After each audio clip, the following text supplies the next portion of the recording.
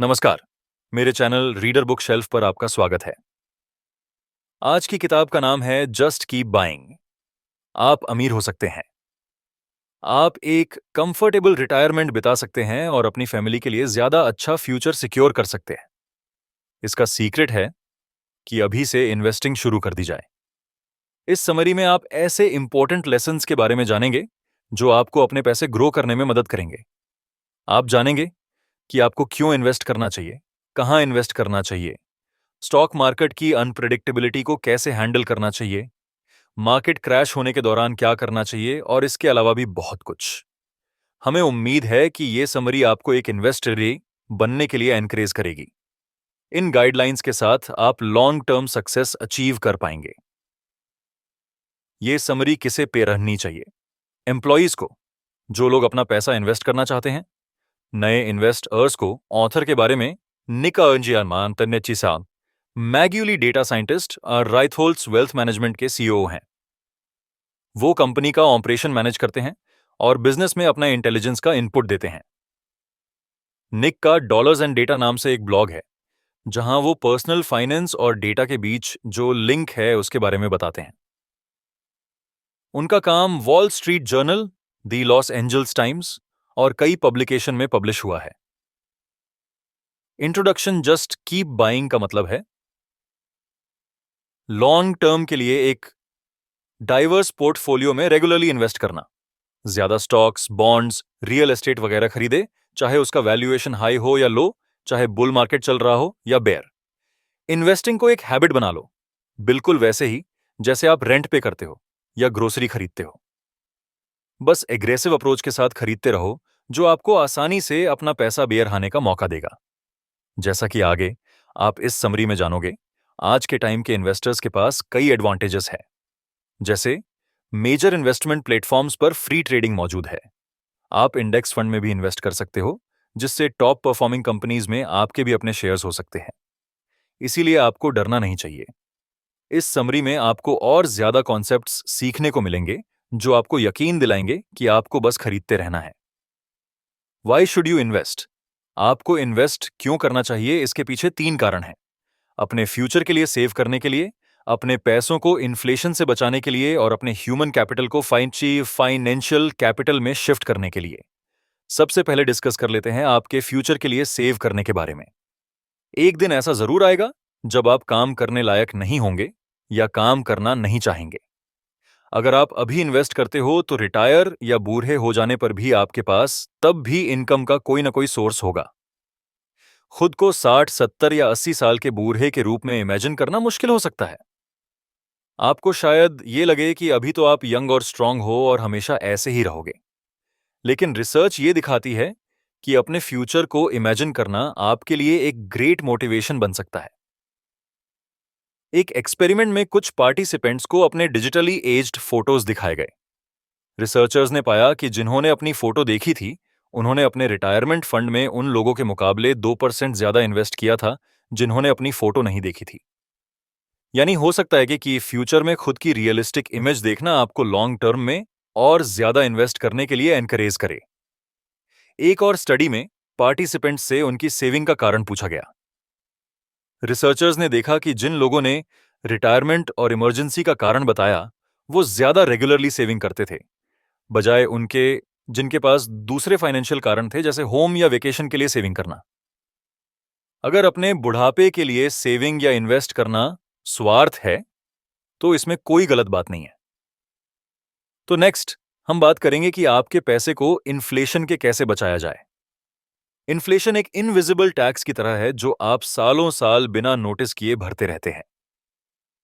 Grocery के दाम, बच्चों की पढ़ाई का खर्चा, ट्रांसपोर्टेशन, प्रॉपर्टी की मेंटेनेंस वगैरह हर साल बढ़ाते जाते हैं, जबकि आपकी सैलरी शायद उतनी ही रहती है। हो सकता है कि इन्फ्लेशन का इफेक्ट 1 या 2 साल में ज्यादा पता ना चले, लेकिन इसका बेडी-डलहा इम्पैक्ट आपको आने वाले टाइम में देखने को मिलेगा। जैसे अगर एनुअल इन्फ्लेशन रेट 2% है, तो आपके मनी की परचेजिंग पावर 35 सालों में आधी हो जाएगी। अगर इन्फ्लेशन रेट 5% हो तो आपकी परचेजिंग पावर 14 सालों में आधी हो जाएगी। इसीलिए जितना ज्यादा इन्फ्लेशन होगा, पैसा उतना ही वैल्यू खोता जाएगा। इस प्रॉब्लम का एक इफेक्टिव सॉल्यूशन है इन्वेस्टिंग। आप एसेट्स खरीदकर इन्फ्लेशन से एलडीडीएच सकते हैं। समय के साथ एसेट्स की परचेसिंग पावर बढ़ती है। जैसे आप 1926 में long term US treasury bonds में $1 इन्वेस्ट करते हो, 2020 के एंड तक ये बढ़कर $200 हो जाएगा। अब मान लो आपने यूएस के कई स्टॉक के बास्केट में भी $1 इन्वेस्ट किए और ये सेम टाइम पीरियड में $937 तक ग्रो हो जाएगा। सोचो, जब आप ऑलरेडी रिटायर हो चुके होंगे तब क्या होगा? आपको सैलरी नहीं मिल रही होगी, लेकिन आपकी बेसिक जरूरतों की चीजों के प्राइस उसी तरह बढ़ते जा रहे होंगे। इन्वेस्ट करके आपके पास एक secure passive source F income होगा। लास्ट में चलिए ह्यूमन कैपिटल को फाइनेंशियल कैपिटल में शिफ्ट करने की बात करते हैं। ह्यूमन कैपिटल का मतलब है आपके नॉलेज, टाइम या स्किल्स की वैल्यू। आप अपनी नॉलेज और स्किल्स को उम्र के साथ बार बार बढ़ा सकते हो, लेकिन टाइम एक ऐसी चीज है जो समय के साथ कम होती जाएगी। उम्र बढ़ने के साथ आपकी बॉडी भी इतनी कमजोर होती जाएगी कि आप वो सब भी नहीं कर पाओगे जो आज कर पा रहे हो।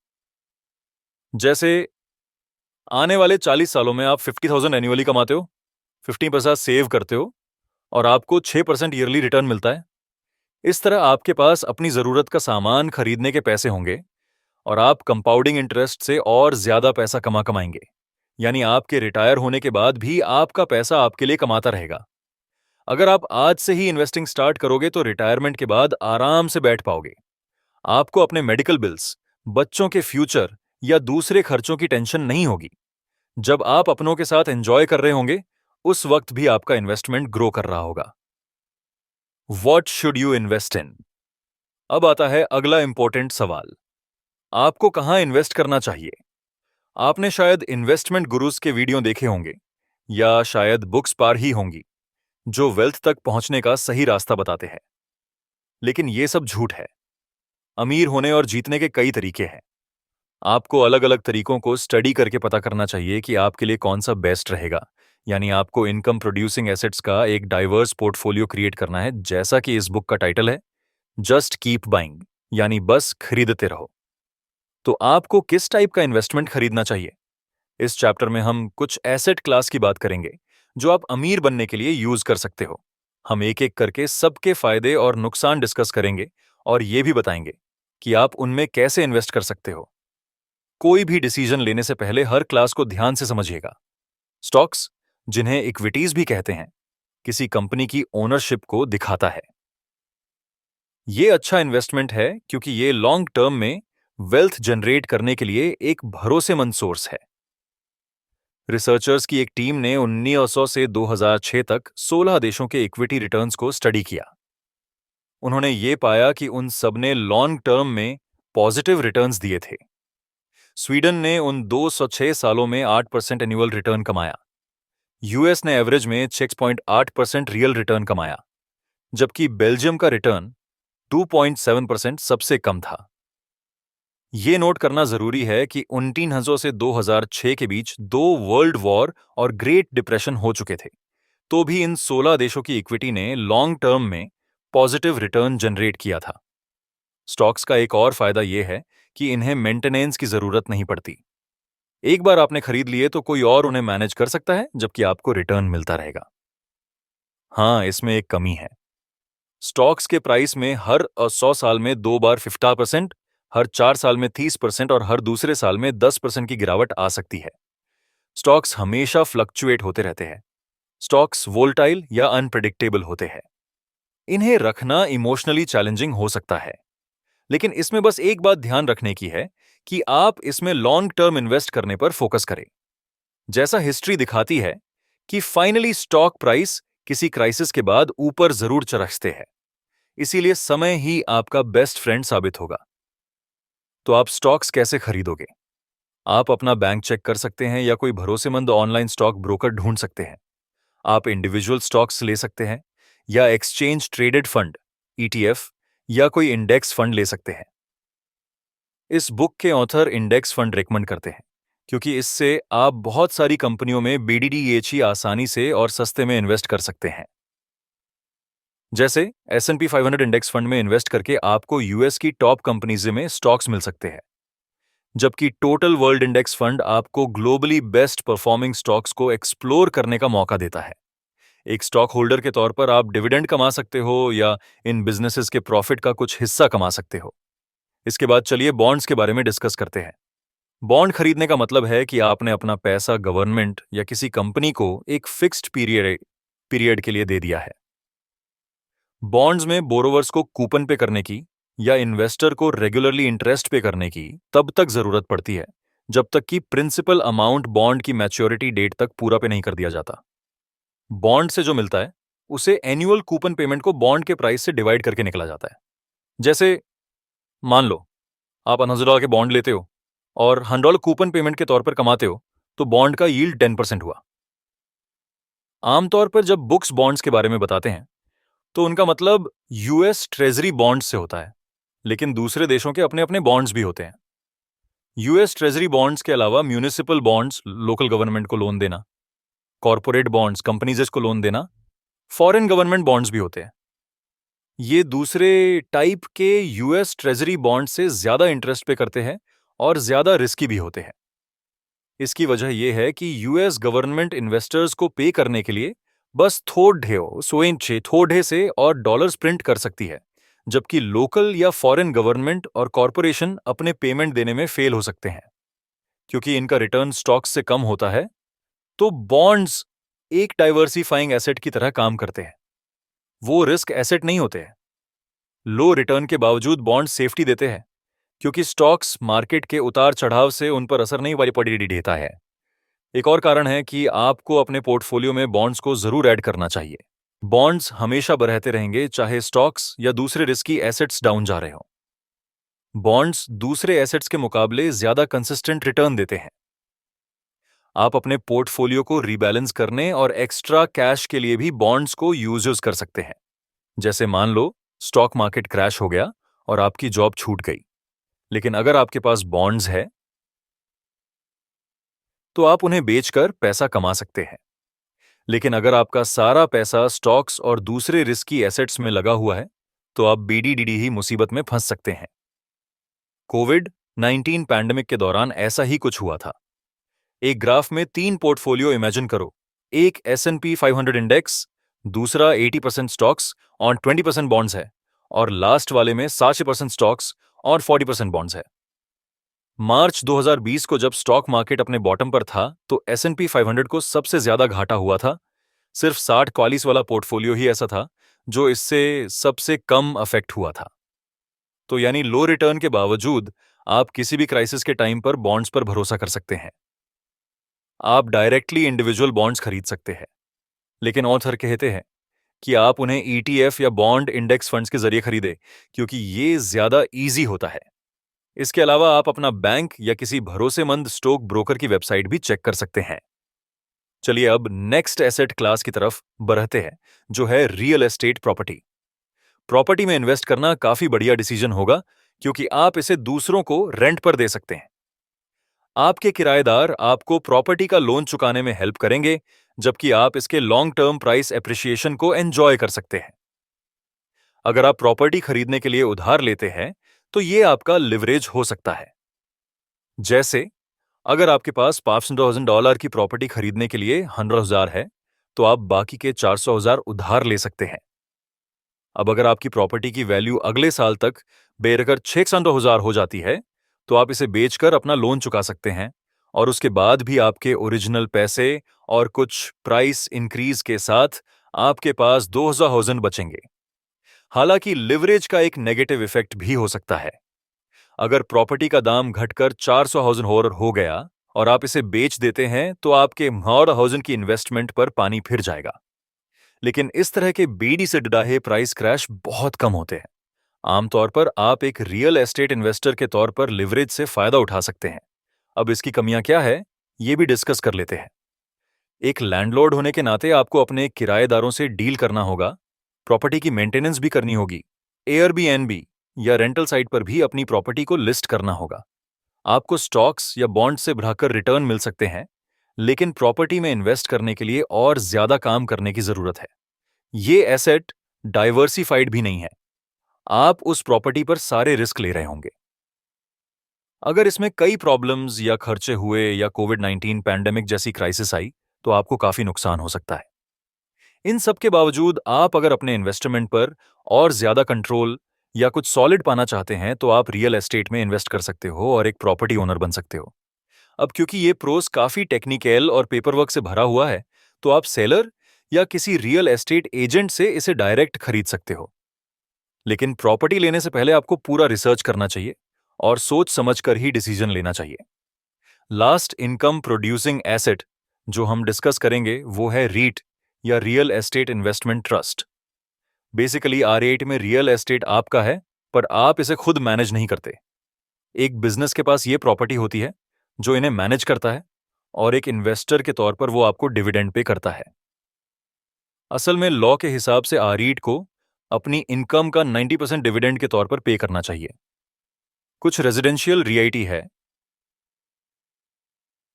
जिनके पास apartment building, single family home, manufactured home और स्टूडेंट हाउसिंग होते हैं। कुछ कमर्शियल R8 भी है जो office building, retail space, warehouse और दूसरी कमर्शियल प्रॉपर्टीज देखते हैं।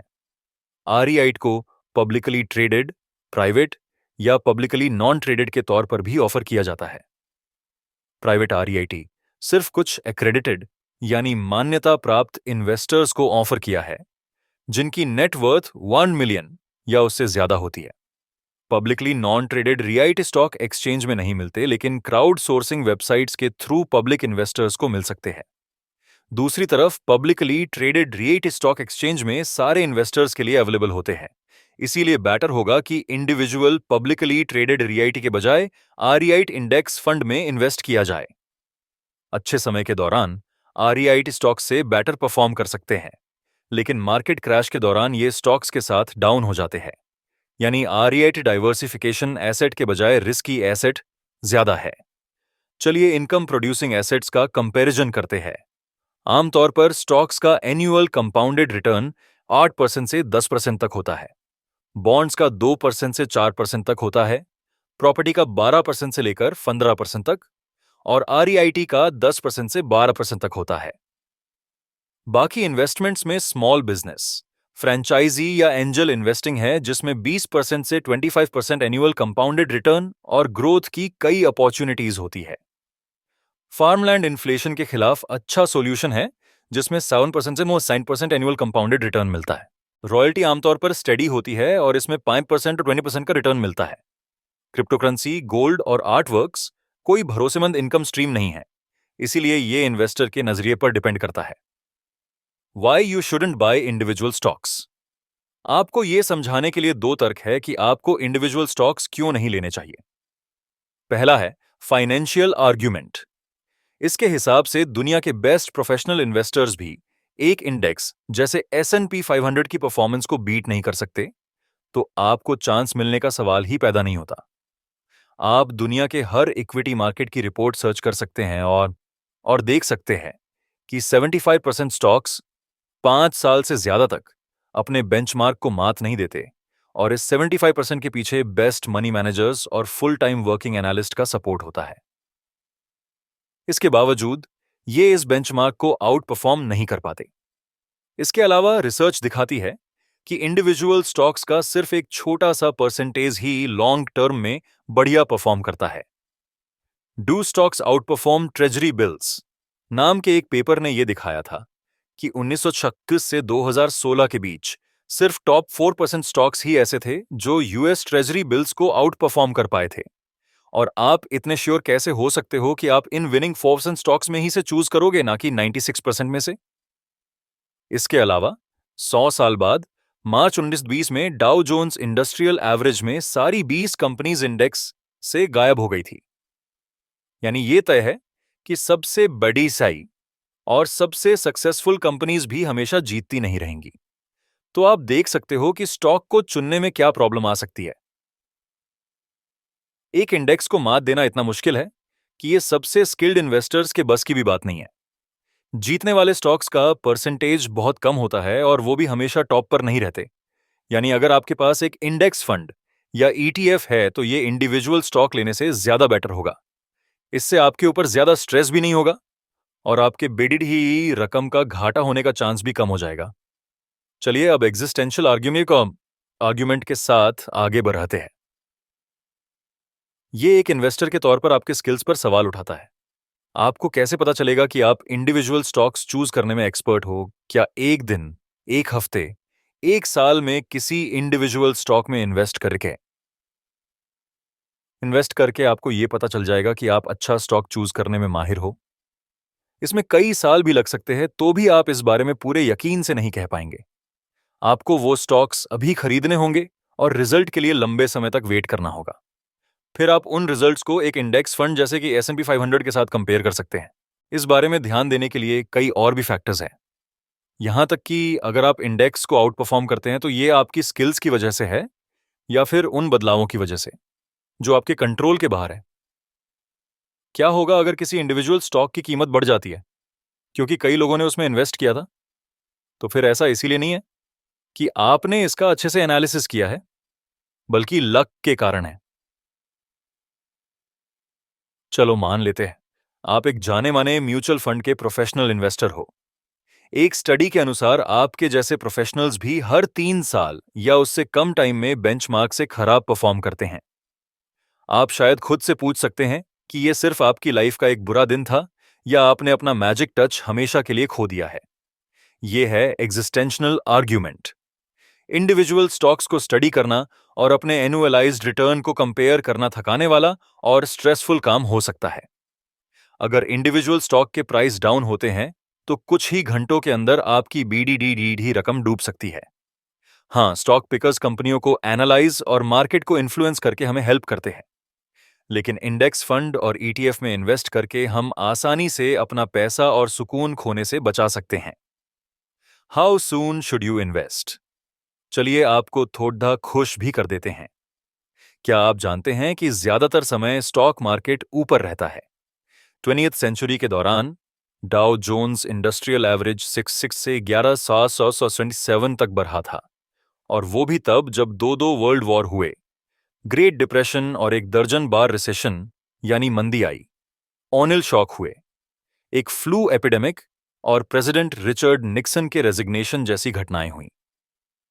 ये सिर्फ US स्टॉक मार्केट पर अप्लाई नहीं होता। जैसा कि पहले बताया गया है, ग्लोबल इक्विटी मार्केट ने इस समय के दौरान एक long term positive trend experience किया था। अब आपके पास जब ये गारंटी है तो आपको जितना जल्दी हो सके इन्वेस्ट कर लेना चाहिए। हर एक दिन जो आप झिझकते हो, आप अपना पैसा बढ़ाने की एक अपॉर्चुनिटी मिस कर देते हो। तो अब बस कूद जाओ मैदान में और इन्वेस्ट करो। मान लो आपके पास कहीं से $1 मिलियन आ गए और आप इस पैसे को अगले 100 सालों तक बढ़ाते रहना चाहते हो। हालांकि आप सिर्फ इन दो इन्वेस्टमेंट स्ट्रेटजीज के बीच चूज कर सकते हो।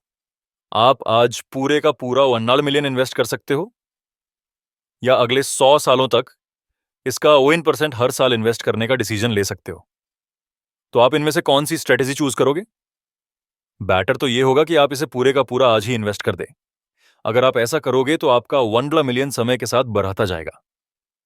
लेकिन अगर आप हर साल 10,000 इन्वेस्ट करते हो तो स्टॉक के प्राइस तो बढ़ेंगे, लेकिन आपके बचे हुए कैश की वैल्यू इन्फ्लेशन के कारण घटती जाएगी। $1 मिलियन एक साथ इन्वेस्ट करना रिस्की तो है, लेकिन आप अपना 7-8% पैसा स्टॉक्स में और 40 बॉन्ड पोर्टफोलियो में लगाकर इस रिस्क को कम कर सकते हो। इस तरह आप 100% स्टॉक्स में हर साल इन्वेस्ट किए गए $10,000 से बेहतर परफॉर्म कर सकते हैं और रिस्क को भी कम कर सकते हैं। अगर आपके पास $1 मिलियन नहीं भी है तो भी इतना याद रखना कि स्टॉक मार्केट ज्यादातर ऊपर ही रहता है, इसीलिए अगर आप अभी कहीं इन्वेस्ट कर सकते हो तो आपका पैसा बेरहता चला जाएगा। आप इन्फ्लेशन से बचे रहोगे और अपने रिटायरमेंट के लिए तैयार भी रहोगे। Why you shouldn't fear volatility. आपके लिए एक और इन्वेस्टिंग एडवाइस है। सबसे बेडीडीडीहा रिस्क होता है कोई रिस्क ना लेना। अगर आप स्टॉक प्राइस के कम होने से डरते हैं और इन्वेस्ट करने से बचते हैं तो आप अपने पैसे को ग्रो करने का मौका खो देंगे।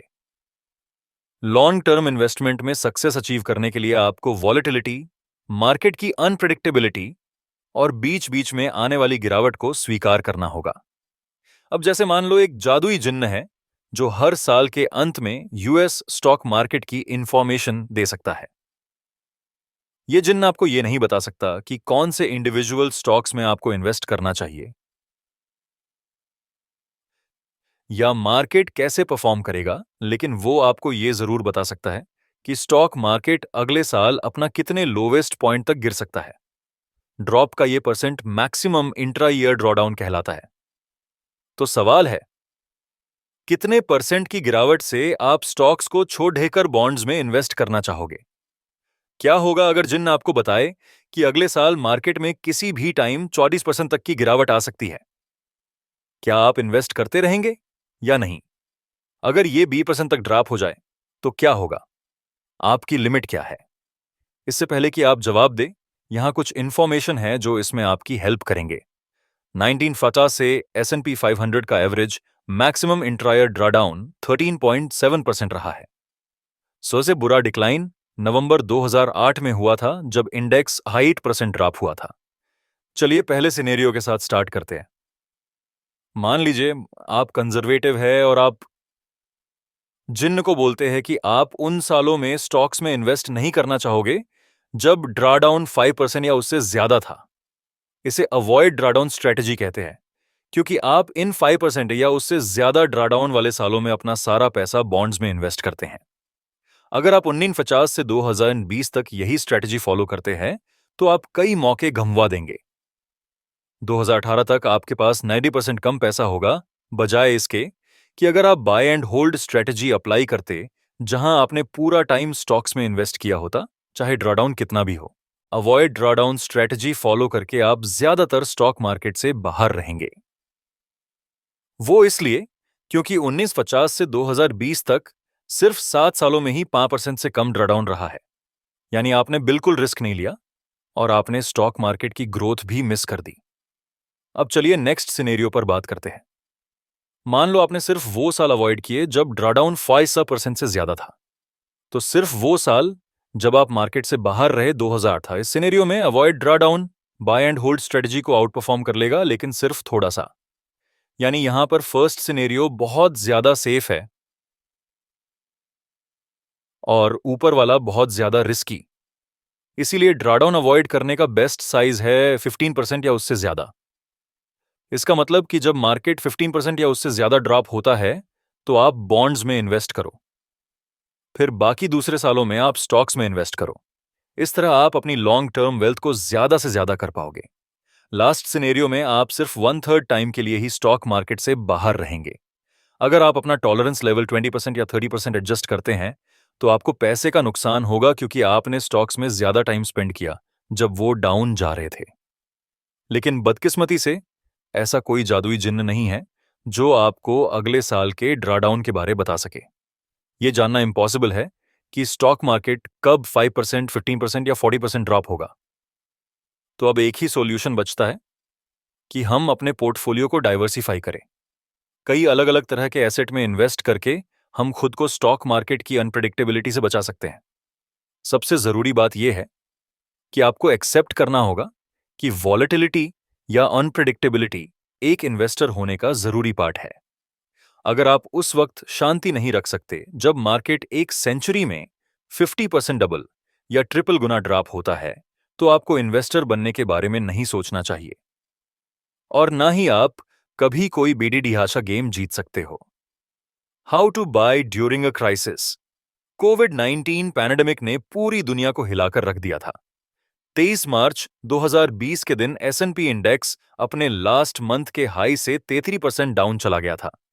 अगर आप उस दौरान इन्वेस्टर होते तो क्या आप अपने स्टॉक्स बेच देते या लॉकडाउन और बंद होते बिजनेस और अनसर्टेनिटी के बीच भी अपना हौसला बनाए रखते?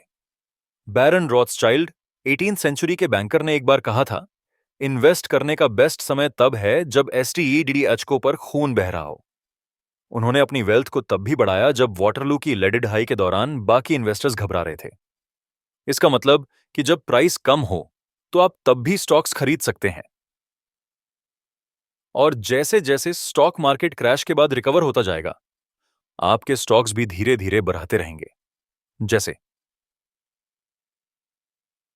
मान लो आपने सितंबर 1929 से नवंबर 1986 तक यूएस स्टॉक मार्केट में हर महीने $100 इन्वेस्ट किए।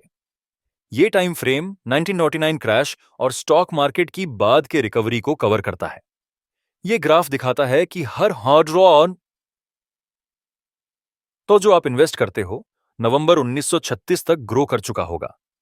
सबसे बी वुडी की बी अरहत आपके द्वारा लोवेस्ट पॉइंट के दौरान इन्वेस्ट किए गए $100 पर होगी, जो 1935 की गर्मियों में था।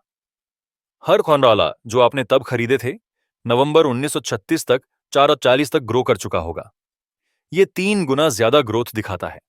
लेकिन ज्यादातर मार्केट क्रैश इन्वेस्टर्स को उनकी वेल्थ में 50% से 100% तक बढ़त देता है। इस तरह की BDDD ही रिकवरी एक बेसिक मैथमेटिकल फैक्ट की वजह से होती है। हर परसेंट नुकसान को बराबर करने के लिए रिटर्न में ज्यादा बशुदा परसेंट गेन यानी कमाने की जरूरत पड़ती है। 10% लॉस को रिकवर करने के लिए 11.11% गेन की जरूरत पड़ेगी। 3% लॉस को रिकवर करने के लिए 25% गेन चाहिए। 50% लॉस को रिकवर करने के लिए 100% गेन चाहिए।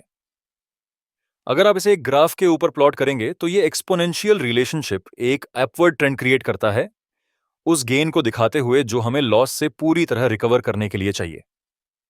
23 मार्च 2020 के दिन S&P 500 को 33% का लॉस हुआ था। ग्राफ के हिसाब से इसे वापस पहले जैसी पोजीशन में आने के लिए 50% गेन की जरूरत थी। असल में यह सिर्फ 6 महीने बाद ही हो गया था। उस दिन जिन इन्वेस्टर्स ने स्टॉक्स खरीदे थे, 6 महीने बाद ही उनके पैसों में 50% की बढ़ोतरी हो गई थी। एक और प्रूफ लेते हैं जो आपको यकीन दिलाने के लिए कि क्राइसिस के दौरान आपको स्टॉक्स क्यों खरीदने चाहिए।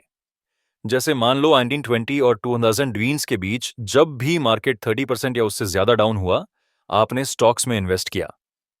उन 30% या ज्यादा ड्रॉडाउन महीनों के दौरान एक ग्राफ आपकी एनुअलाइज्ड रिटर्न को दिखाता है। ऐसे में 10% से कम चांस है कि आपको 0% से 5% का एनुअलाइज्ड रिटर्न मिल सकता है। आधा टाइम आपको 10% या ज्यादा एनुअलाइज्ड रिटर्न मिलेगा। आपका रिटर्न तब और भी बेटर होगा अगर मार्केट 50% ड्रॉप हो जाता है। आधे से भी ज्यादा टाइम आपके पास 50% या उससे ज्यादा एनुअलाइज्ड रिटर्न होगा, यानी आपको डरने की कोई जरूरत नहीं है। क्राइसिस के दौरान भी आपको इन्वेस्ट करते रहना चाहिए क्योंकि ज्यादातर स्टॉक मार्केट कुछ सालों के अंदर या 10 सालों में ही क्रैश से पूरी तरह रिकवर हो जाता है। अगर आपको अभी भी डाउट है तो कुछ और प्रूफ है। 1814 से लेकर 2019 तक 29 देशों पर की गई एक स्टडी ये दिखाती है कि इन्फ्लेशन के खिलाफ स्टॉक मार्केट के रिटर्न में गिरावट की प्रोबेबिलिटी 12% है।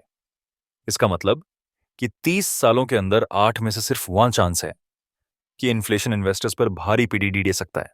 और सबसे बीडीडी की बात यह है कि अगर आप टाइम पर इन्वेस्ट करते रहते हो तो नुकसान होने का चांस सिर्फ एक बार इन्वेस्ट करने की तुलना में बहुत कम है।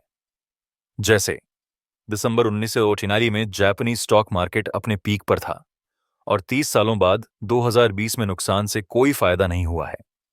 लेकिन अगर आपने 1980 से 2020 तक डेली $1 इन्वेस्ट किया होता तो भी आपको छोटा सा पॉजिटिव रिटर्न मिलता।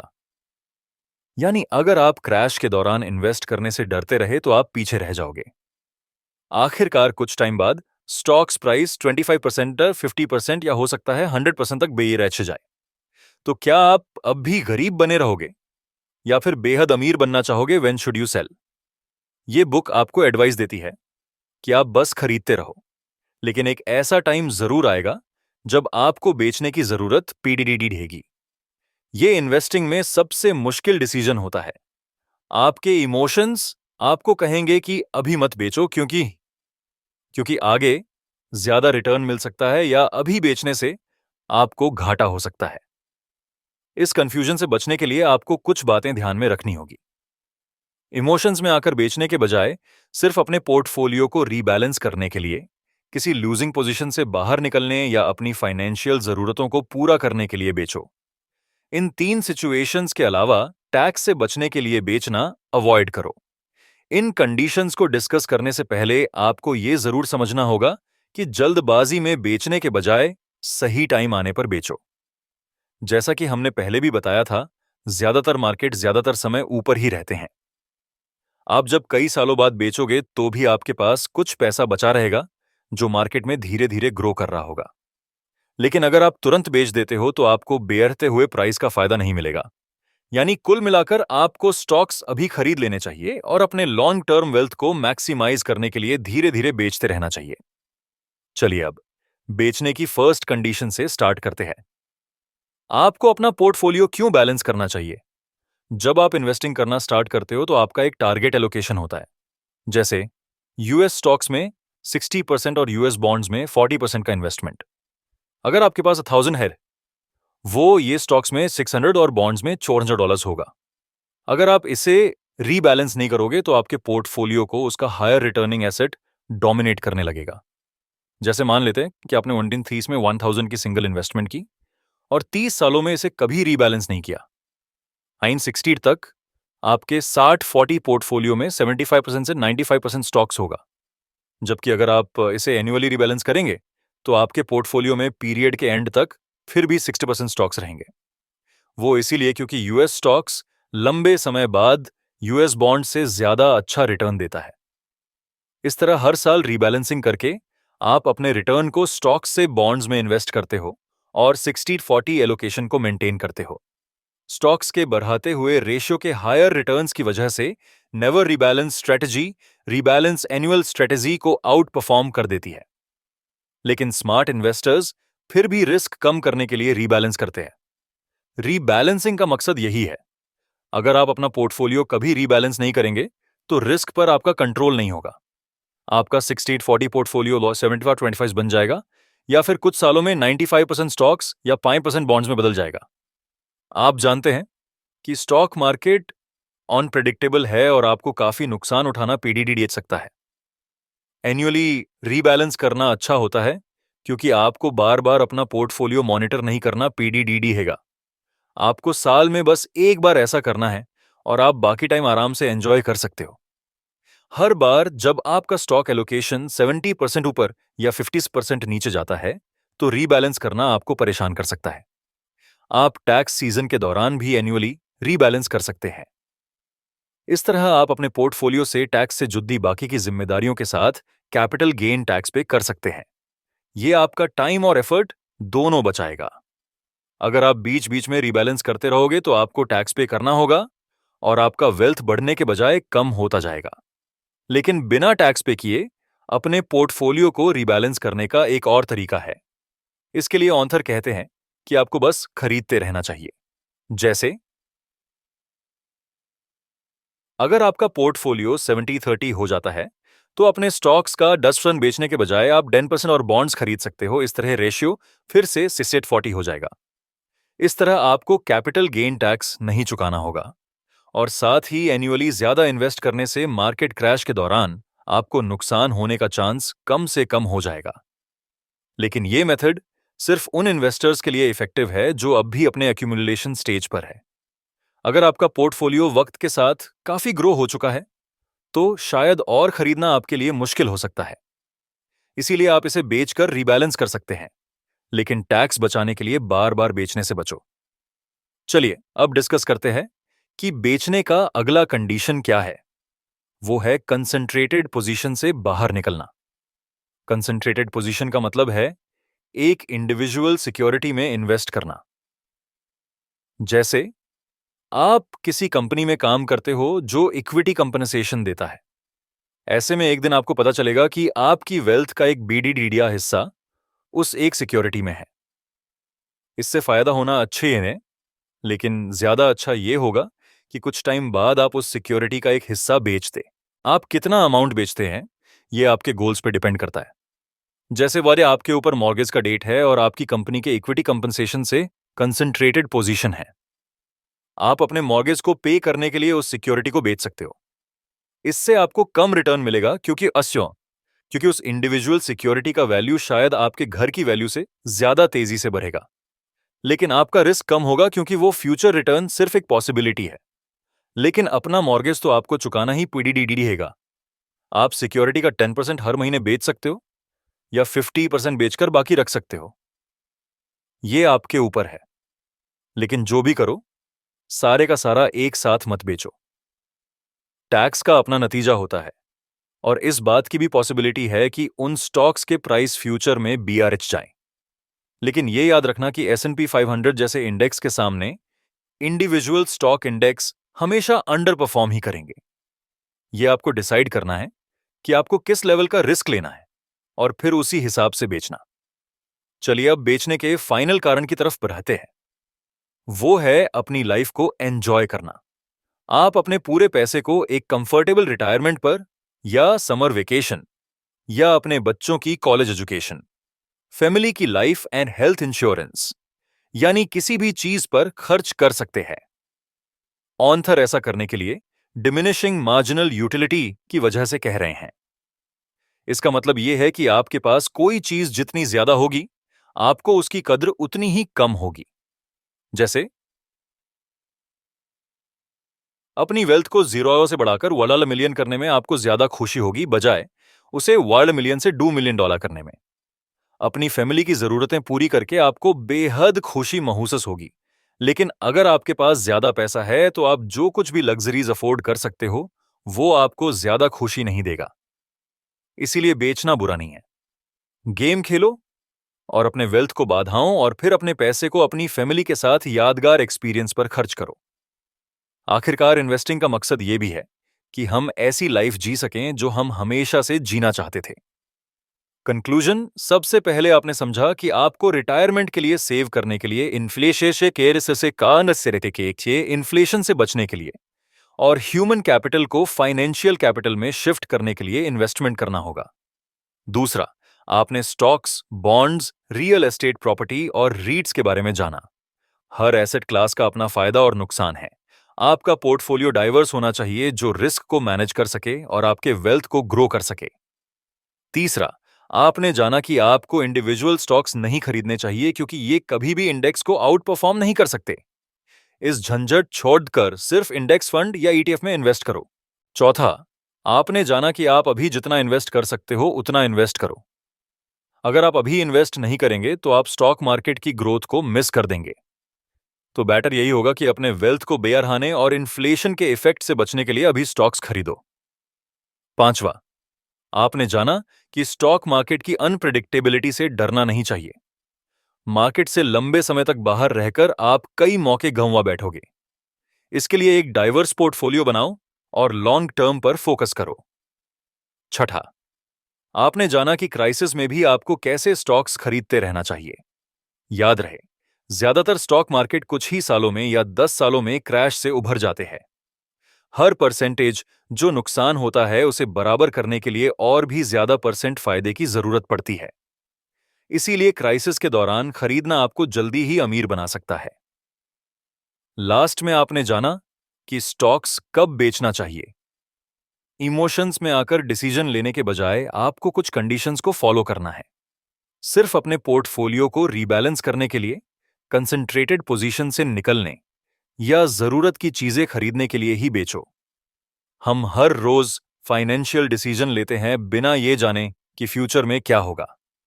हमारे पास ना तो कोई जादुई चिराग है और ना ही टाइम मशीन, लेकिन इस समरी में आपने उन गाइडलाइंस के बारे में जाना जो आपको लॉन्ग टर्म में अपना पैसा बढ़ाने में हेल्प करेंगे। आप अमीर बन सकते हो, बस आपको जल्द से जल्द इन्वेस्टमेंट शुरू करने की जरूरत है। Here the end of the video, and stay tuned for more videos in this channel for about investing topic.